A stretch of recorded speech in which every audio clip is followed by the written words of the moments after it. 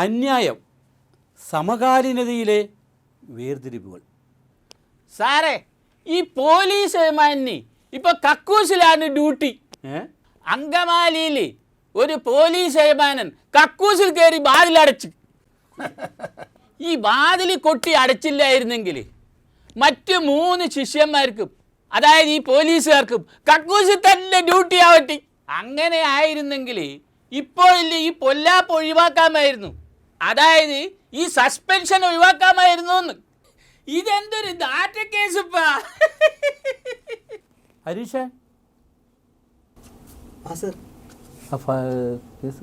Case നാറ്റ case തന്നെ. 2 തരത്തിലുള്ള നാറ്റാണ് sir സഹിക്കേണ്ടത്. Sir ഒന്ന് കക്കൂസിൽ കയറി ശ്വാസം മുറുക്കെ പിടിച്ച് പുറത്തേക്ക് എടുക്കുമ്പോഴൊരു നാറ്റില്ലേ, ഒന്നത്. ഒന്ന് പൊതുജനങ്ങളുടെ പുച്ഛം. 2 നാറ്റം തന്നെ സാർ. സെക്ഷൻ സാറ് തന്നെ നോക്കിക്കോ. Okay sir. ഇത് 420, അതായത് വഞ്ചിക്കൽ. വഞ്ചിക്കൽ എന്ന് പറഞ്ഞാൽ പൊതുജനങ്ങളെ മൊത്തം വഞ്ചിക്കലാണ് ഈ കേസ്. ഇതിപ്പോൾ നാറ്റം കൂടിക്കൂടി വരികയാണ്. 25 ലക്ഷത്തിന് ഒരു SI ഉള്ളിലായി.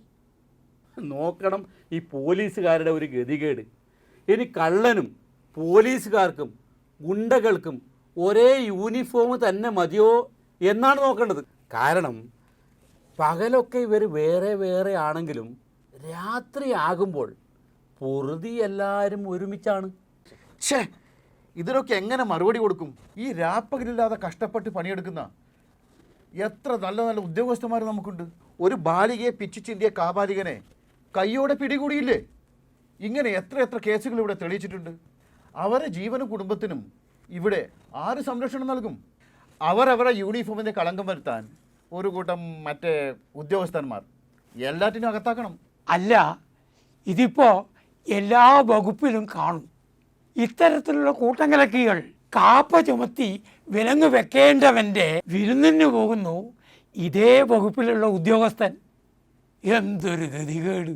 അല്ല, ഇനി ഇവരെ മാത്രം കുറ്റം പറഞ്ഞിട്ട് കാര്യമില്ല. ഈ ചില്ലറ കിട്ടുന്ന കേസാണെങ്കിൽ പിന്നെ നാണവും മാനവും നോക്കണ്ടല്ലോ.